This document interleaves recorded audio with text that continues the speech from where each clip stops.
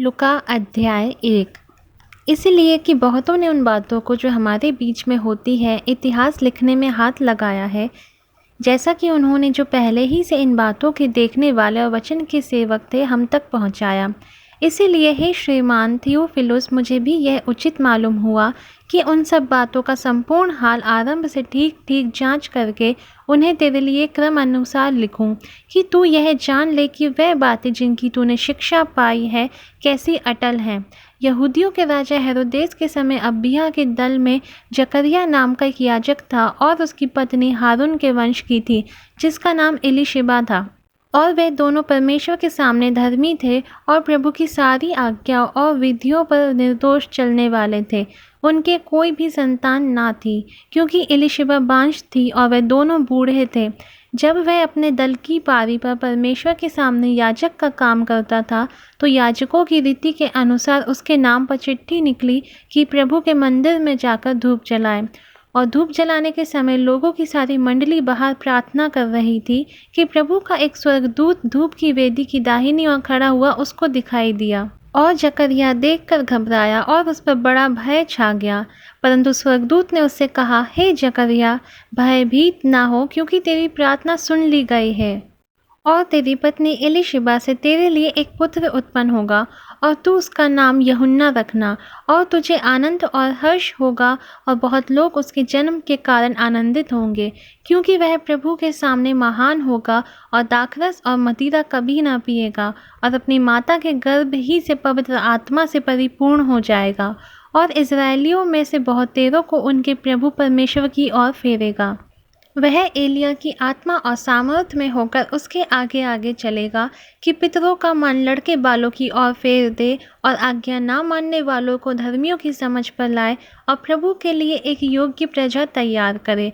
जकरिया ने स्वर्गदूत से पूछा, यह मैं कैसे जानूं, क्योंकि मैं तो बूढ़ा हूँ और मेरी पत्नी भी बूढ़ी हो गई है।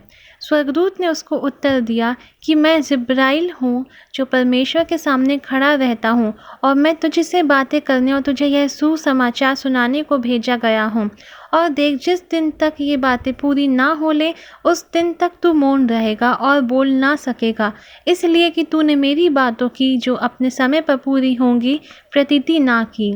और लोग जकरिया की बाट देखते और अचंभा करने लगे कि उसे मंदिर में ऐसी देर क्यों लगी। जब वह बाहर आया तो उनसे बोल ना सका, सो वे जान गए कि उसने मंदिर में कोई दर्शन पाया है, और वह उनसे संकेत करता रहा और गूंगा रह गया।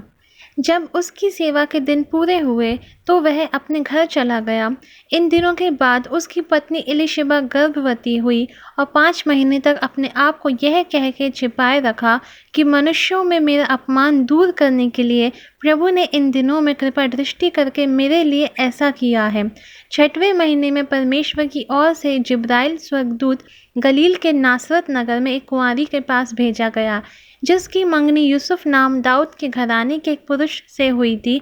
उस कुंवारी का नाम मरियम था। और स्वर्गदूत ने उसके पास भीतर आकर कहा, आनंद और जय तेरी हो, जिस पर ईश्वर का अनुग्रह हुआ है, प्रभु तेरे साथ है।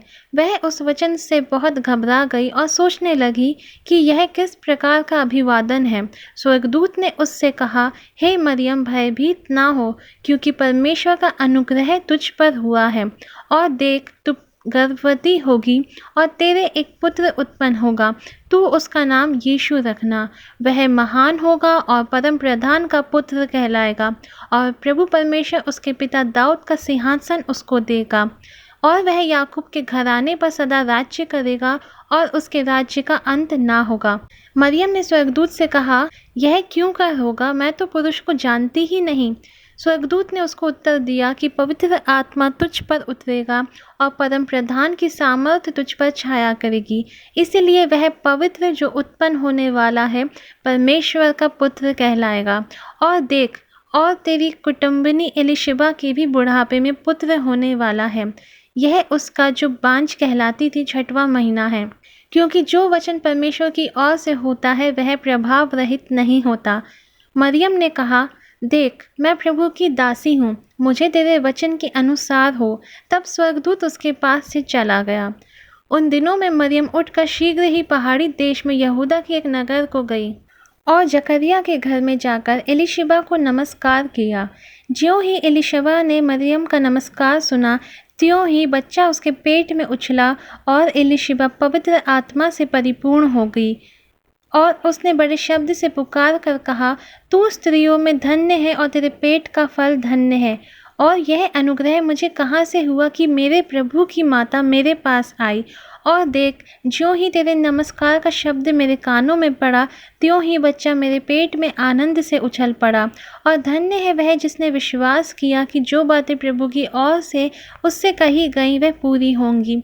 तब मरियम ने कहा, मेरा प्राण प्रभु की बड़ाई करता है और मेरी आत्मा मेरे उद्धार करने वाले परमेश्वर से आनंदित हुई, क्योंकि उसने अपनी दासी की दीनता पर दृष्टि की है।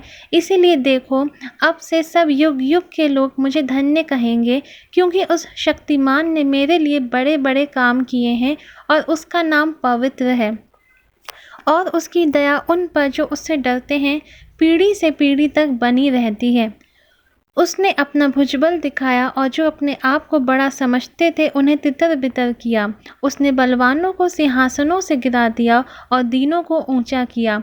उसने भूखों को अच्छी वस्तुओं से तृप्त किया और धनवानों को छूछे हाथ निकाल दिया। उसने अपने सेवक इज़राइल को संभाल लिया कि अपनी उस दया को स्मरण करे जो इब्राहिम और उसके वंश पर सदा रहेगी, जैसा उसने हमारे बाप दादों से कहा था। मरियम लगभग 3 महीने उसके साथ रहकर अपने घर लौट गई। तब एलीशिबा के जनने का समय पूरा हुआ और वह पुत्र जनी। उसके पड़ोसियों और कुटुंबियों ने यह सुनकर कि प्रभु ने उस पर बड़ी दया की है, उसके साथ आनंदित हुए। और ऐसा हुआ कि 8वें दिन वे बालक का खतना करने आए और उसका नाम उसके पिता के नाम पर जकरिया रखने लगे। और उसकी माता ने उत्तर दिया कि नहीं, वरन उसका नाम यूहन्ना रखा जाए। और उन्होंने उससे कहा, तेरे कुटुंब में किसी का यह नाम नहीं। तब उन्होंने उसके पिता से संकेत करके पूछा कि तू उसका नाम क्या रखना चाहता है। और उसने लिखने की पट्टी मंगा कर लिख दिया कि उसका नाम यूहन्ना है। और सबों ने अचंभा किया। तब उसका मुंह और जीभ तुरंत खुल गई और वह बोलने और परमेश्वर का धन्यवाद करने लगा। और उसके आसपास के सब रहने वालों पर भय छा गया और उन सब बातों की चर्चा यहूदिया के सारे पहाड़ी देश में फैल गई। और सब सुनने वालों ने अपने अपने मन में विचार करके कहा, यह बालक कैसा होगा, क्योंकि प्रभु का हाथ उसके साथ था।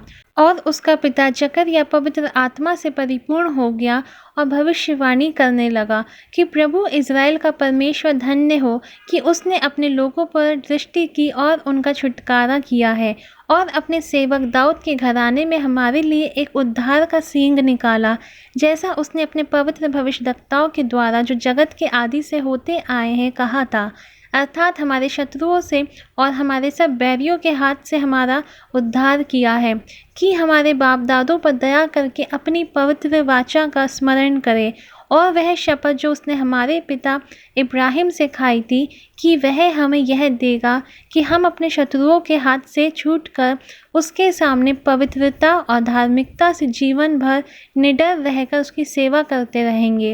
और तू, हे बालक, परम प्रधान का भविष्यद्वक्ता कहलाएगा, क्योंकि तू प्रभु के मार्ग तैयार करने के लिए उसके आगे आगे चलेगा, कि उसके लोगों को उद्धार का ज्ञान दे जो उनके पापों की क्षमा से प्राप्त होता है। यह हमारे परमेश्वर की उसी बड़ी करुणा से होगा जिसके कारण ऊपर से हम पर भोर का प्रकाश उदय होगा, कि अंधकार और मृत्यु की छाया में बैठने वालों को ज्योति दे और हमारे पाँवों को कुशल के मार्ग में सीधे चलाए। और वह बालक बढ़ता और आत्मा में बलवंत होता गया और इज़राइल पर प्रकट होने के दिन तक जंगलों में रहा।